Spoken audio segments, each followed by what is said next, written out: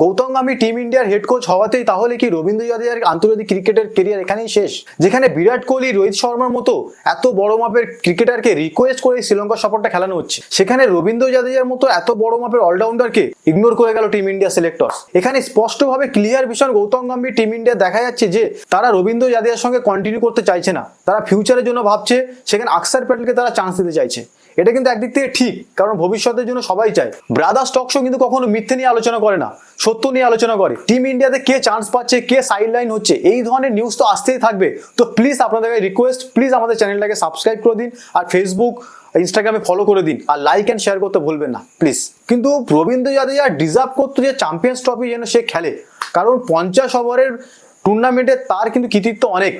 আপনি যদি ভুলে না যান 2019-এ যেখানে আমরা নিউজিল্যান্ডের বিরুদ্ধে হারছিলাম, সে কিন্তু রবীন্দ্র জাদেজা একটা ভালো পার্টনারশিপ 70+ রান করে কিন্তু আমাদের টিম ইন্ডিয়া জেতার দোরগোড়ায় প্রায় পৌঁছে দিয়েছিল। সেই বড় মাপের অলরাউন্ডারকে ইন্ডিয়ার টিম থেকে শ্রীলঙ্কা সফর থেকে বাদ দিয়ে দিল। টেস্টে কি হবে জানি না, টেস্টে তো অবশ্যই খেলবে। টি-20 থেকে জাদেজা অবসর নিলেও তার কিন্তু ওয়ানডেতে জায়গা নেই। সে ডিজার্ভ করে, কারণ সেই মাপের প্লেয়ার, কারণ এই ধরনের অলরাউন্ডার যে টিমে থাকবে তার কিন্তু plus point. Batting, bowling, fielding যে কোনো একটা দিক থেকে সে ম্যাচ উইনার পারফর্মার হয়ে বেরিয়ে আসে। এত বড় মাপের প্লেয়ারকে ইগনোর করাটা কিন্তু ঠিক নয়। তাকে চান্স দাও।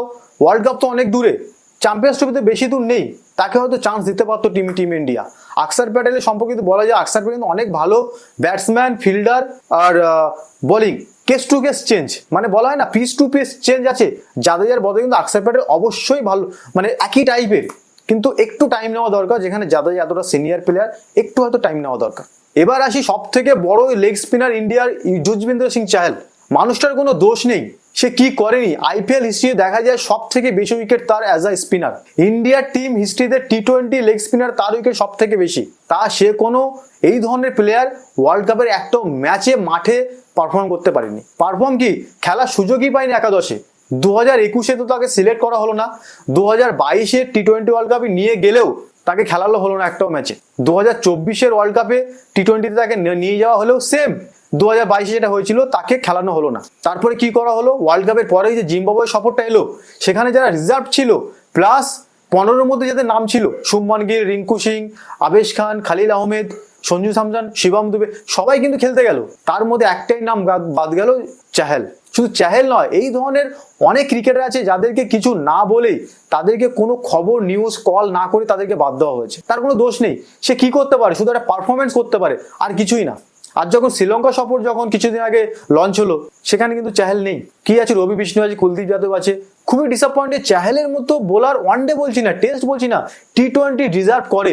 যেখানে এত বড় মাপের টি-20 বোলার আমরা আইপিএল দেখেছি, টি-20 ইন্টারন্যাশনাল তো দেখেছি। এমনও ক্রিকেটার আছে যারা 100 করেও চান্স নেই। আর লাইফে সে কি করতে পারে অ্যাজ এ ক্রিকেটার? আমি আর কারোর কথা বলছি না, সেটা হলো সঞ্জু স্যামসন। সঞ্জু স্যামসন লাস্ট ওয়ানডেতে 100 করার পরেও কিন্তু সে চান্স পেল না ওয়ানডেতেও। নিয়ে যাওয়া হলো কেএল রাহুল, ঋষভ পান্ত।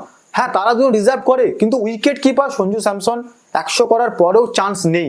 এটা কিন্তু খুব হতাশজনক। নিয়ে যাচ্ছে রিয়ান পরাগ, আরো যারা বাকি শিবম দুবে, এদেরকে নিয়ে যাচ্ছি, কিন্তু সঞ্জু স্যামসন কিন্তু 100 করার পর একটা চান্স পেলে কিন্তু খুব খুশি হতাম। আমরা ভেবেছিলাম যে গৌতম গম্ভীর ইন্ডিয়ার কোচ হচ্ছে, হয়তো সঞ্জু স্যামসনের ট্যালেন্ট বুঝতে পারবে, সঞ্জু স্যামসন হয়তো ইন্ডিয়া কন্টিনিউ করবে নেক্সট ওয়ার্ল্ড কাপ। কিন্তু সেটাও দেখা গেল তাকে সাইড লাইন করা হলো 2087 ওয়ার্ল্ড কাপ আসছে, ওডিআই ওয়ার্ল্ড কাপ।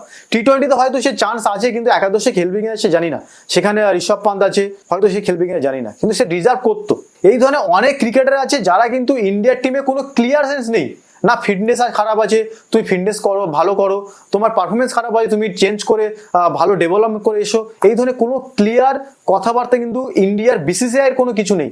শুধু কোনো কথা না, সাইড লাইন করে দেওয়া হচ্ছে, আর কোনো কথা না। বড় বড় প্লেয়ারকে আজ হর্ষিত রানা চান্স পেয়েছে, খুবই গর্বের বিষয়। আইপিএল পারফরমেন্স যদি দেখা হয়, Gautam Gambhir team India head coach হচ্ছে, হর্ষিত রানা কেকেআর থেকে চান্স পেয়েছে, ভালো প্লেয়ার। কিন্তু মুকেশ কুমার, আবেশ খান, আর আবেশ খান ইন্ডিয়ার রিজার্ভে ছিল ওয়ার্ল্ড কাপে, সেই আবেশ খান জিম্বাবুয়ে সফরে গেল, সেই আবেশ খান শ্রীলঙ্কা সফরে নেই। কোথাও না একটু ওলট পালট লাগছে। এগুলো কিন্তু করলে হবে না। প্রসেস অবশ্যই ইন্ডিয়ার আছে, গম্ভীর এসছে, মানে প্রসেসে অনেকটা ধ্যান দেবে, কিন্তু এই যে প্লেয়ারগুলোকে না বলে বাইরে বার করে দেওয়া, সাইড লাইন করে দেওয়া হচ্ছে, এই প্লেয়ারকে এগুলো কিন্তু একটু রেসপেক্ট করা দরকার। এর ছোটখাটো প্লেয়ার নয়। চাহেল টি-20 স্পেশালিস্ট, সঞ্জু স্যামসন লাস্ট 100 এতে সাউথ আফ্রিকা ওয়ানডেতে, আবেশ খান ভালো পারফরমেন্স করছে, মুকেশ কুমার অনেকদিন ধরে ইন্ডিয়াতে খেলছে, হঠাৎ করে হর্ষিত রানার নাম চলে এলো। কোথায় অভিষেক শর্মা তো নাম এলো না টি-20-তে, সেও তো রিজার্ভ করতে 100 করে। তো এই ধরনের যে প্লেয়ারগুলো সাইডলাইন করা হচ্ছে এগুলো কিন্তু টিম ইন্ডিয়াকে করার দরকারই নেই। আর আমরা আশা করবো গাম্ভীর যে কোচ হয়েছে এটা কিন্তু টিম ইন্ডিয়ার ক্ষেত্রে অনেকটা আরো বেনিফিট হবে। শুরু হবে শ্রীলঙ্কা সফর থেকে, কিন্তু আগামী যা টুর্নামেন্টগুলো আছে, 4টে আইসিসি টুর্নামেন্ট সে পাচ্ছে, আশা করবো 4টেই যেন আমরা জিতবো আর 140 কোটির ভারতবাসীর মুখে যেন হাসি ফোটে।